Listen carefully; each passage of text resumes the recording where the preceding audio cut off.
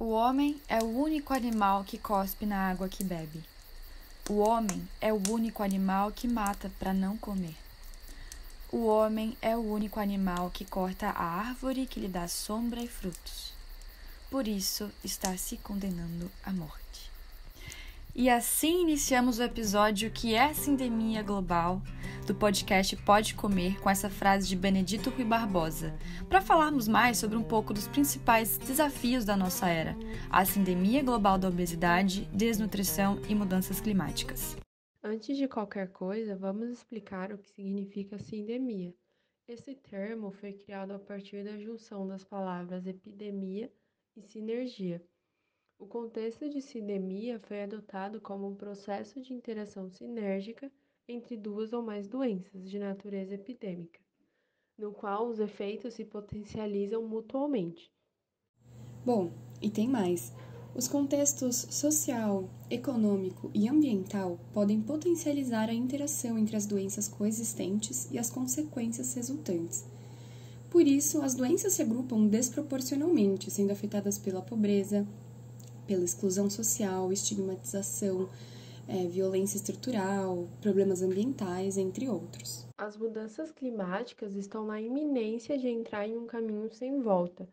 As pandemias de obesidade e desnutrição ameaçam a segurança alimentar da maior parte da população mundial. Combinadas, as complexas interações dessas crises geram uma sindemia global. Mas, afinal, como pode a obesidade e a desnutrição estarem ao mesmo tempo relacionadas com as mudanças climáticas? Bom, fica por aqui que logo você vai entender. Nos últimos anos, dentre as principais mudanças climáticas, destacamos o aumento da variabilidade das precipitações, com inundações e secas mais frequentes e extremas. O aumento da temperatura global também. As alterações na composição do solo, assim como nos ciclos de vetores de doenças. Essas e outras modificações impactam direta ou indiretamente na produtividade das plantações e no estado de saúde da população. Pois é, Vicky, as mudanças estão ocorrendo assim, diante dos nossos olhos, né? Mas você sabe o que conecta os 3 pilares dessa sindemia global? O referencial da sindemia destaca que o principal impulsionador dessas pandemias é a insustentabilidade dos sistemas alimentares atuais. E para a gente poder entrar nesse tema, é importante a gente explicar primeiro o que são os sistemas alimentares e qual é a importância da sustentabilidade nisso. Então, os sistemas alimentares são uma complexa teia envolvendo desde a produção, o processamento, o transporte, o consumo e o descarte dos alimentos. Às vezes, esses sistemas são afetados por alguns desequilíbrios, assim como também podem produzi-los. Isso é o que a gente está vivendo nas últimas décadas de forma mais expressiva, devido à falta de acesso de alimentos saudáveis, oferta massiva de alimentos ultraprocessados, uso extenuante do solo e excesso de agrotóxicos, entre outros. Dessa forma, um sistema alimentar sustentável é aquele capaz de produzir segurança alimentar e nutricional para todos, reduzir a pobreza, garantindo a sustentabilidade econômica, além de ter um impacto positivo ou mínimo sobre o meio ambiente e recursos naturais. E para enriquecer o nosso discurso, nós trouxemos a querida Bela Gil para falar sobre comer é um ato político. Manda aí, Bela. Oi, pessoal, aqui do canal da Bela. E hoje eu vou falar de um assunto que levanta bastante polêmica, mas eu já falo dele há muito tempo, que é o ato de comer como um ato político. É uma questão totalmente apartidária, mas super ideológica, e eu queria explicar um pouquinho sobre isso para vocês. O que eu acredito? Alimentação saudável é muito falada hoje em dia, mas eu acho que quando a gente fala de uma alimentação saudável, eu gosto, pelo menos eu particularmente, gosto de enfatizar que ela deve ser integralmente saudável, né? Deve fazer bem para tudo e para todos, não só bem para o nosso corpo, mas ela precisa também estar respeitando a terra, estar valorizando os produtores, aqueles que colocam a comida na nossa mesa, que para quem não sabe, né, 70% da comida que chega no nosso prato vem da agricultura familiar e eles detêm só 30% das terras, né, aráveis. Então, imagina se eles tivessem mais. Olha que maravilha. Mas não é o caso. Os custos sociais da insustentabilidade dos sistemas alimentares atuais são enormes. Segundo o relatório do The Lancet sobre sindemia global de 2019, o excesso de peso corporal, por exemplo, já afeta mais de 2 bilhões de pessoas no mundo e é responsável por aproximadamente 4 milhões de mortes anualmente. Os custos econômicos atuais da obesidade são estimados em aproximadamente 2,8% mais ou menos do produto interno bruto mundial, ou seja, um gasto danado. Na Ásia e na África, a desnutrição custa de 4 a 11% do PIB. Em 2017, 155 milhões de crianças foram consideradas desnutridas a partir do indicador antropométrico de altura-paridade, ou seja, elas não atingiram a estatura indicada para suas idades, e outras 52 milhões de crianças foram consideradas desnutridas a partir de um indicador antropométrico de peso e altura, ou seja, não atingiram o peso designado para sua estatura.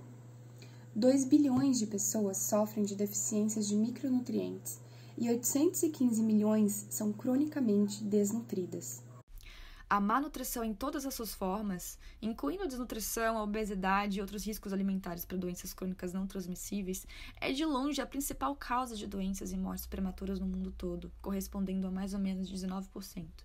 No futuro próximo, os impactos das mudanças climáticas sobre a saúde agravarão significativamente esse alto ônus para a saúde. Apesar da desnutrição e a obesidade terem um denominador em comum e interagirem de forma sinérgica, o pesquisador e professor da Faculdade de Saúde Pública da USP, Carlos Monteiro, defende que as causas diretas dos dois fenômenos são bem diferentes. De qualquer forma, falar sobre as três pandemias sem levar em consideração os sistemas alimentares é uma grande armadilha. Os sistemas alimentares não apenas impulsionam as pandemias de obesidade e desnutrição, mas também geram de 25 a 30% das emissões de gases do efeito estufa, sendo a produção de gado responsável por mais da metade dessas emissões. Além disso, os sistemas de transporte que são dominados por carros apoiam e estimulam estilos de vida sedentários e geram entre 14% e 25% dos gases de efeito estufa. Adicionalmente a tudo isso estão os fracos sistemas de governança política, a busca econômica incontestável pelo crescimento do PIB e as estratégias comerciais poderosas que estimulam o consumo excessivo, seja ele de produtos alimentícios ou não. Ainda, os resultados gerados pela obesidade, pela desnutrição e pelas mudanças climáticas interagem entre si. Por exemplo, as mudanças climáticas aumentarão a desnutrição por meio do aumento da insegurança alimentar resultante de eventos climáticos extremos, como secas ou inundações, e isso resultará em mudanças na agricultura. Da mesma forma, a desnutrição fetal e a infantil aumentam os riscos da obesidade adulta. Nossa forma de consumo orienta uma forma de produção de alimentos e vice-versa, assim como também pode representar diferentes níveis de pegada de carbono e hídrica. Gente, apesar disso, a gente não pode se render ao discurso difundido e até mesmo equivocado de que comer é apenas um ato individual. Não! Descolado de contextos sociais e políticos. A forma de atuação e de organização do agronegócio e das grandes indústrias alimentícias os tornam atores significativos no problema da sindemia global. E é por isso que precisamos rediscutir os sistemas alimentares vigentes. Superar esse paradigma representa reequilibrar as forças que estimulam dietas mais saudáveis e desestimulam o consumo de alimentos ultraprocessados e priorizam o uso da terra para uma agricultura justa, limpa e sustentável, e reduzem substancialmente as emissões de gases do efeito estufa. Muitas recomendações atuais para reduzir os índices de obesidade e de desnutrição também serão benéficas para a mitigação e adaptação às mudanças climáticas e vice-versa. Porém, contudo, todavia, para enfrentar seriamente a sindemia global serão necessárias diversas ações, com a finalidade de enfrentar os fatores societais, políticos, socioeconômicos e comerciais fundamentais. Tais ações, que procuram reorientar os principais sistemas de alimentação e agricultura, transporte, desenho urbano e uso do solo que impulsionam a sindemia global, precisam acontecer local, nacional e globalmente. O relatório do The Lancet dividiu e classificou essas várias ações, e você pode conferir mais tarde todas elas através do link na descrição do podcast e saber mais sobre a divisão. Mas dando um pequeno spoiler para vocês, a gente destacou algumas ações para citar aqui, como por exemplo, a redução da pobreza e das iniquidades, a redução da influência de grandes interesses comerciais nos processos de desenvolvimento de políticas, aumentar os compromissos nacionais a fim de alcançar os Objetivos de Desenvolvimento Sustentável da ONU, financiar pesquisa sobre conhecimentos indígenas e tradicionais para entender os paradigmas, as práticas e os produtos que promovem a saúde ideal do planeta. E, por fim, desenvolver um fundo alimentar global que apoie os esforços de organizações da sociedade civil para aumentar a pressão para a criação de sistemas alimentares saudáveis, sustentáveis e equitativos. Gente, esse é um tema que dá pano para manga, né? Mas como tudo que é bom uma hora acaba, a gente vai ficando por aqui. Mas antes de encerrar, deixamos com vocês agora com o Cozinha Sonora apresentando a bela canção Para Onde Vamos, produzido pelo coletivo brasileiro Famílias pelo Clima, interpretado por artistas como Zé Duncan, Arnaldo Antunes e Zé Cabaleiro. Ficamos por aqui e esperamos de coração que tenham gostado. Até mais!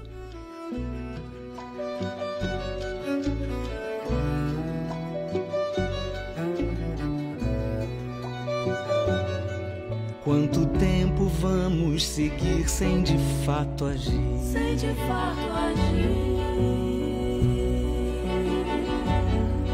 Contra grana por grana que só faz destruir. Só faz destruir. Só faz destruir.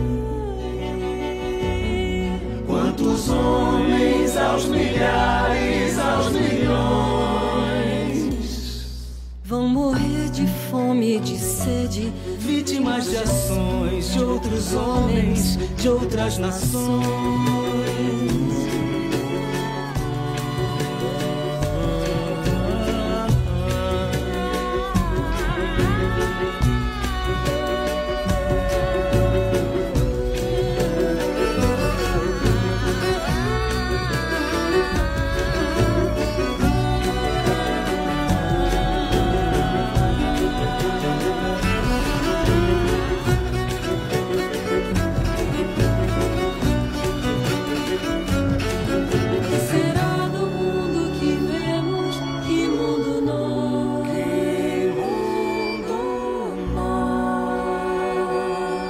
Deixaremos as gerações que virão após.